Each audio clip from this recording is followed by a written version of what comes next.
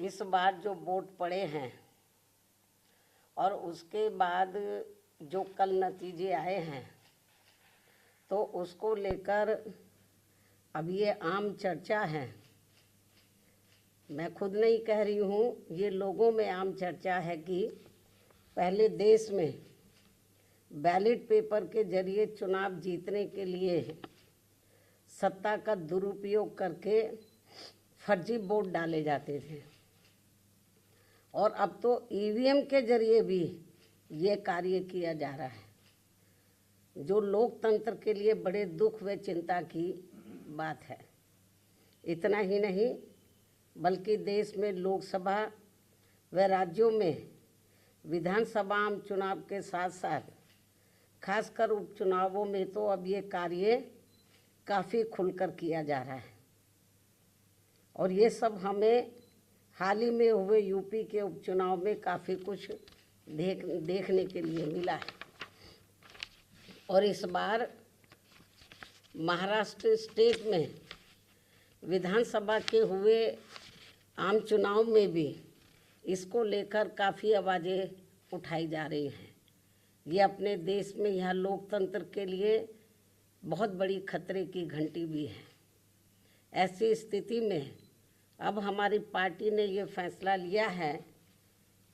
कि जब तक देश में फर्जी वोटों को डालने से रोकने के लिए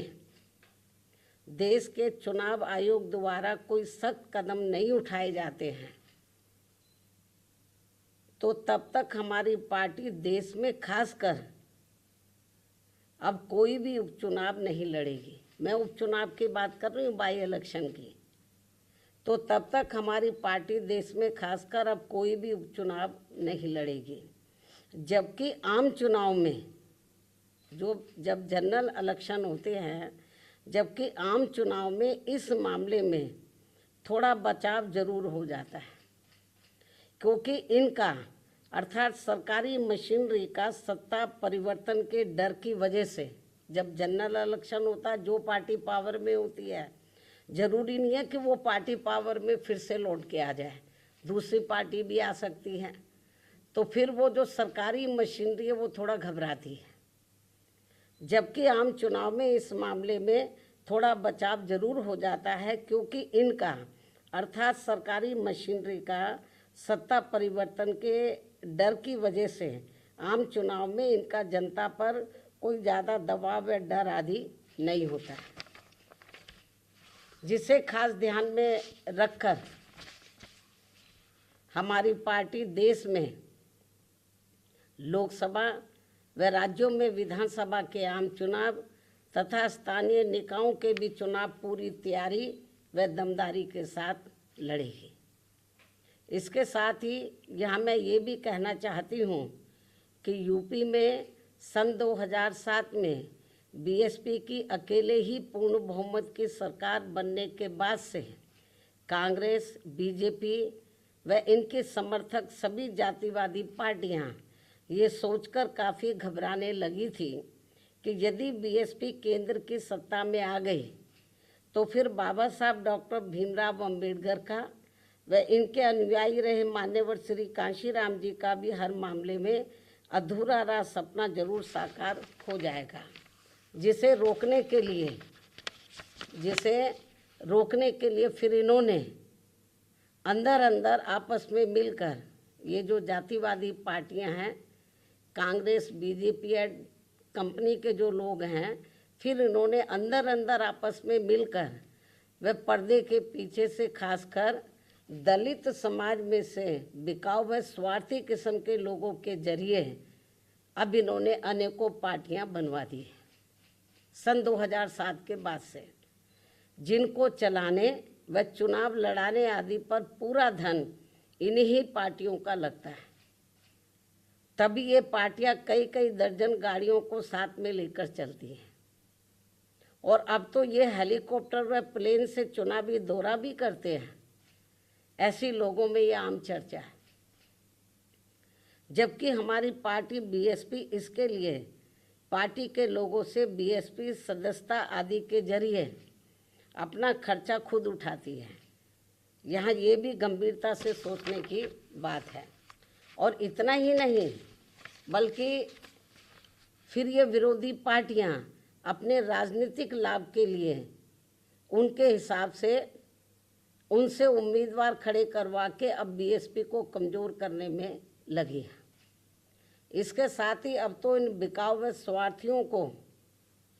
मजबूती देने के लिए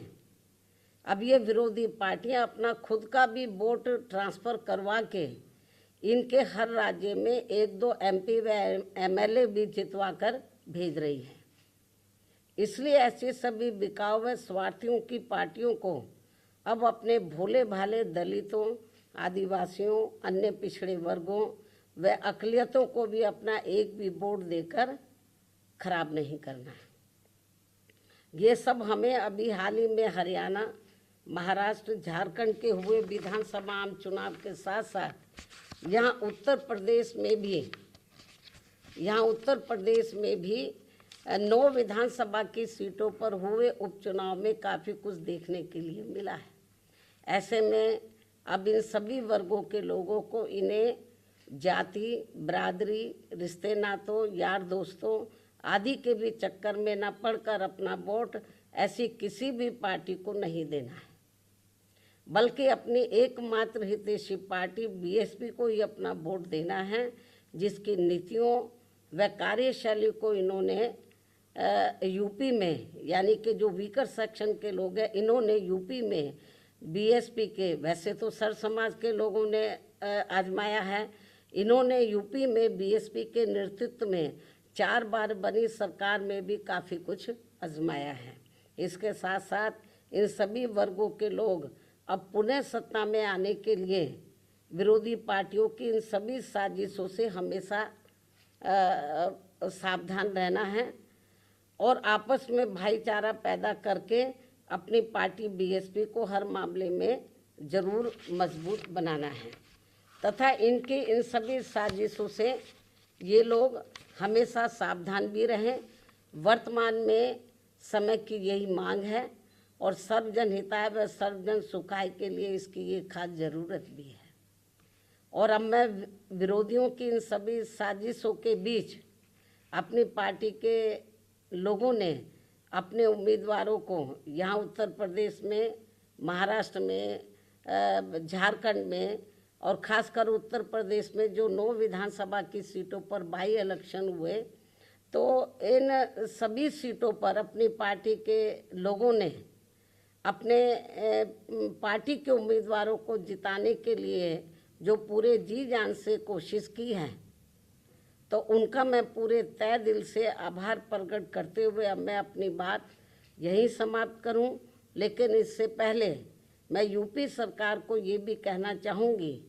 कल यूपी में उपचुनाव को लेकर आए अप्रत्याशित नतीजों के बाद से खासकर संभल जिला सहित पूरे मुरादाबाद मंडल में काफ़ी तनाव की स्थिति व्याप्त थी कल से। ऐसे में शासन व प्रशासन को संभल में मस्जिद व मंदिर विवाद को लेकर सर्वे कराने का कार्य आगे बढ़ाना चाहिए था, जो तो ये ज़्यादा बेहतर होता। लेकिन ऐसा ना करके जो आज वहाँ सर्वे के दौरान जो कुछ भी बवाल हुआ है, हिंसा हुई है, तो उसके लिए यूपी का शासन व प्रशासन पूरी तरह से जिम्मेवार है। ये अति निंदनीय है। ये जो भी कुछ उधर हो रहा है ये अति निंदनीय है, जबकि ये काम दोनों पक्षों को साथ में लेकर शांतिमय ढंग से किया जाना चाहिए था, जो नहीं किया जा रहा है। ऐसे में अब मैं खासकर संभल के सभी लोगों से वहाँ शांति व्यवस्था बनाने की भी पुरजोर अपील करते हुए अपनी बात यहीं समाप्त करती हूँ। धन्यवाद। जय भीम व जय भारत।